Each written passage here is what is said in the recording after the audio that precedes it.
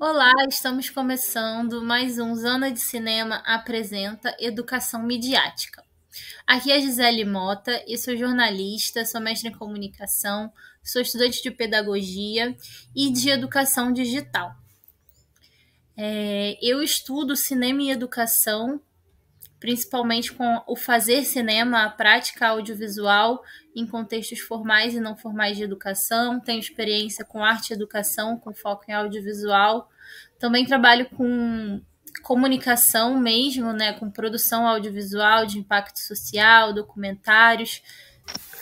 Olá, sou Marielle Couto, sou pedagoga, psicopedagoga, atuo como coordenadora pedagógica na Escola Pública do Estado da Bahia, trabalho na Escola do Campo com modalidade de ensino fundamental, médio e técnico.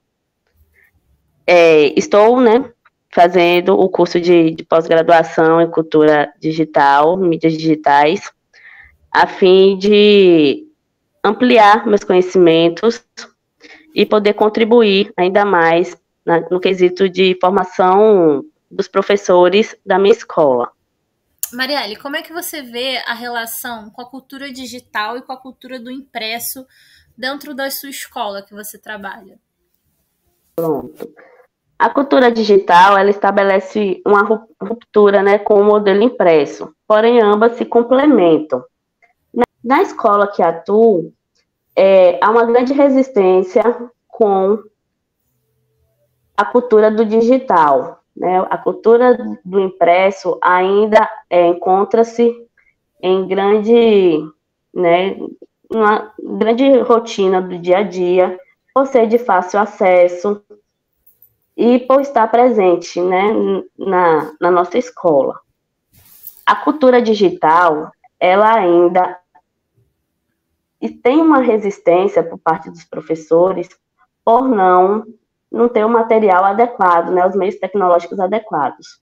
Contudo, a partir da BNCC, que orienta a questão da inserção da cultura digital nas escolas, e também por termos uma disciplina chamada Inclusão Digital, nossa escola recebeu um grande quantitativo de materiais tecnológicos, como tablets, Chromebooks, o próprio notebook, dentre outros.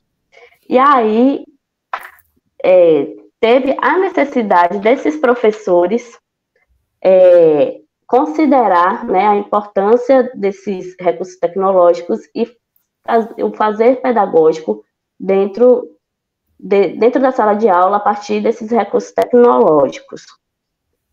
E aí, o que a gente precisa, é ampliar o olhar dos professores e educar o estudante sobre o uso produtivo e respeitoso das tecnologias, E aí parte do docente e também de uma proposta do currículo, a gente fazer combinados, com esses estudantes, uma reflexão, sobre a utilização desses meios digitais, como também a ética, no ambiente virtual.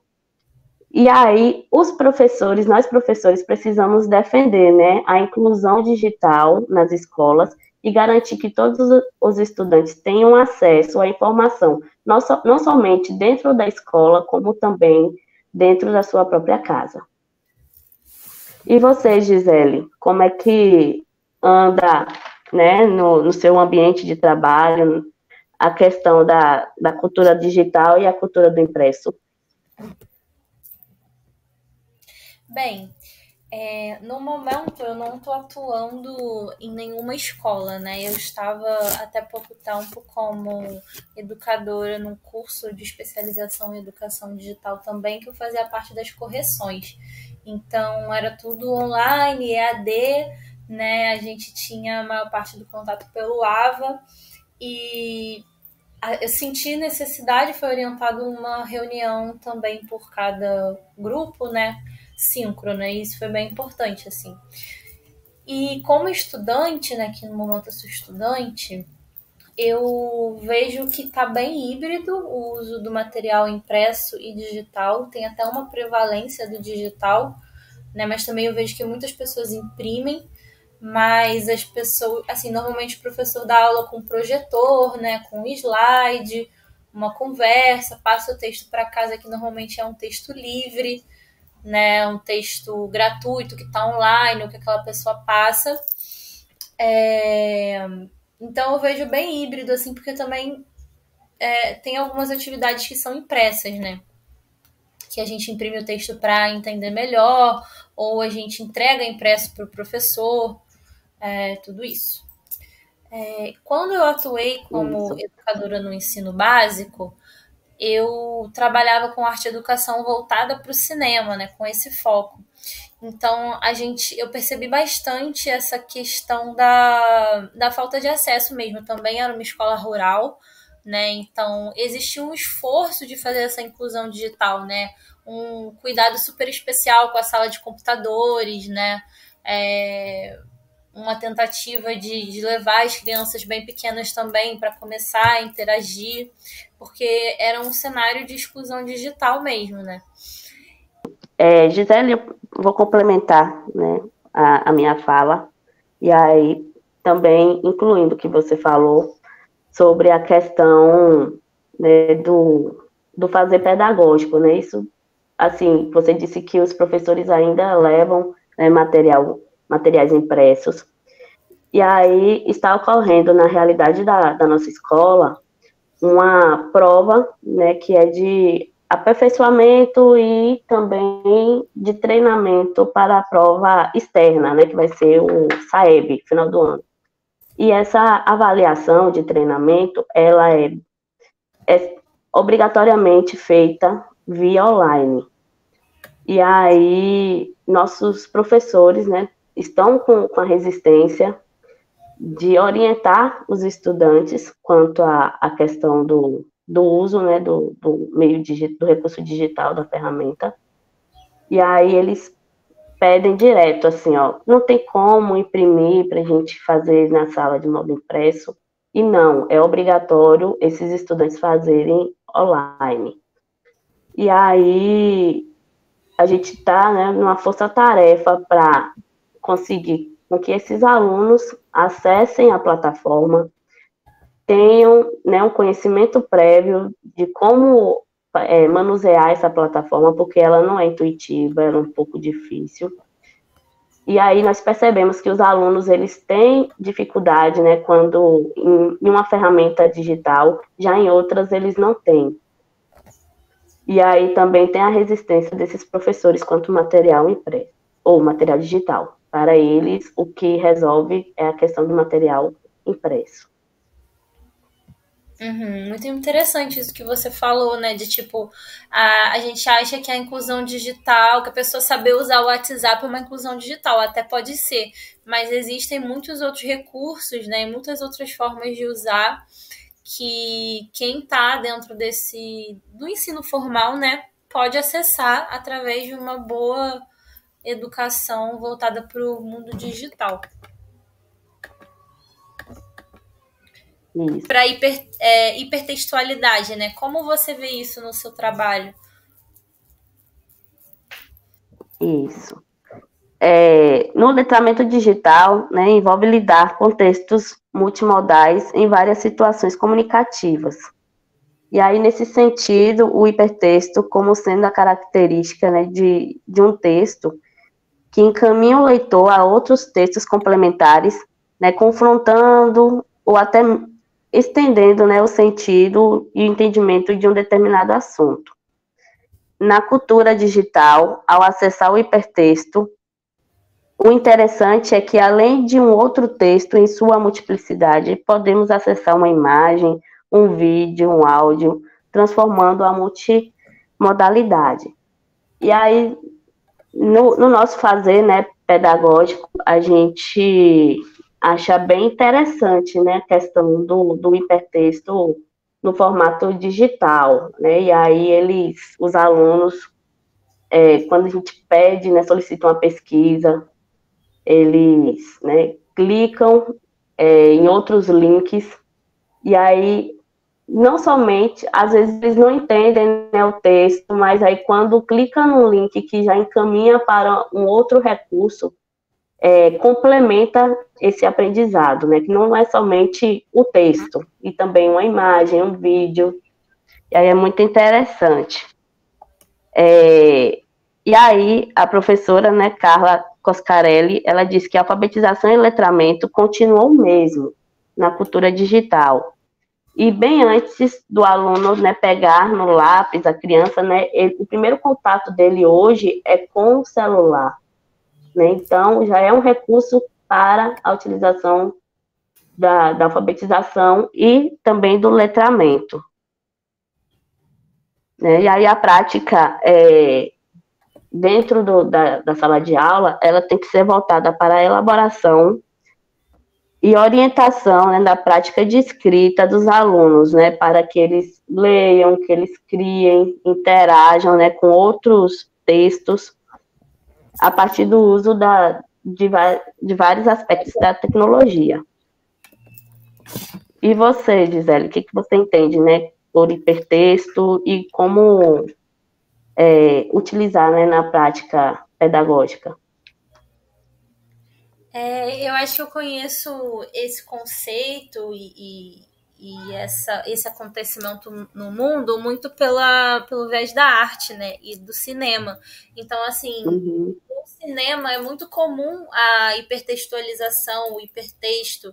É muito comum ter obras baseadas em livros ou baseadas em contos, baseadas em outros textos, baseadas em lendas, baseadas em contos, né, em vivências. Então, o cinema como a sétima arte, a arte mais recente, ele pega também a história, a estética, a poética de várias outras artes, né?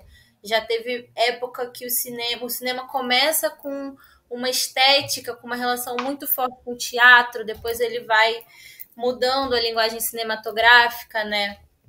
E os conceitos também que vão fazendo se movimentar a própria prática do cinema. Então, a hipertextualidade no campo do audiovisual, né, e no campo das narrativas, ela é muito importante mesmo, porque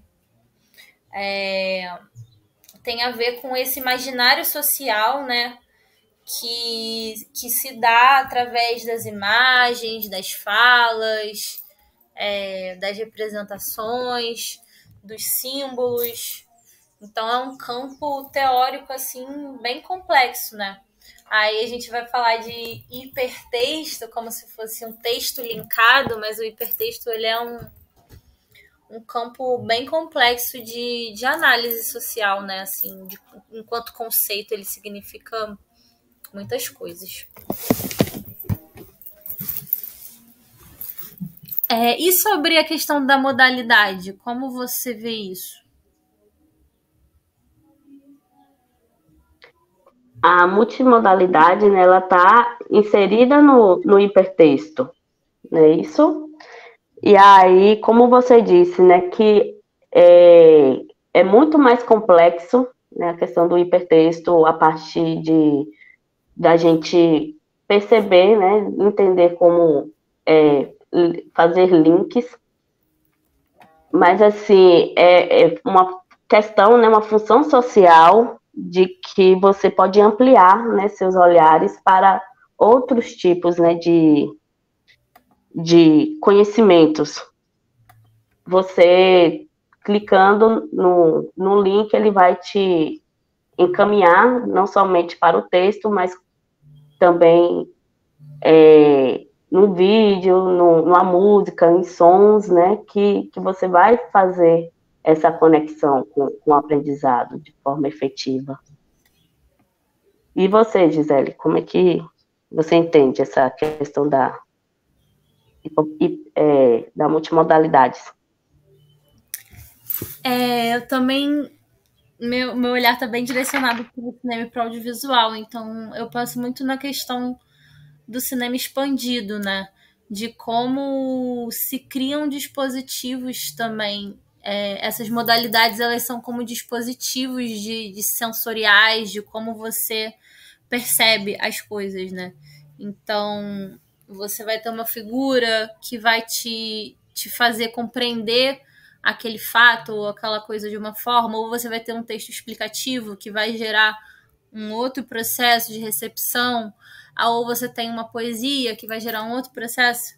Então, essa multimodalidade, ela tem a ver também com os sentidos, né? E o cinema, por exemplo, numa sala escura, que é o modelo, o dispositivo do cinema, né? Que pessoas paradas, sentadas, né? Imóveis numa sala escura, com aquela tela, e quando você vai para outros contextos que são de cinema expandido, como a gente fala, por exemplo, eu trabalho com cinema na praça, então muda a relação também, né? O dispositivo muda, a sensação muda, a relação muda, então a multimodalidade tem a ver com essas diferentes formas da gente criar e distribuir narrativas, né? Então, a gente vai finalizando o nosso programa. Tchau, Marielle, até a próxima. Tchau, Gisele, muito obrigada, viu, por compartilhar conhecimentos e tenho a certeza que a aprendizagem aqui foi muito significativa. Igualmente, um beijo.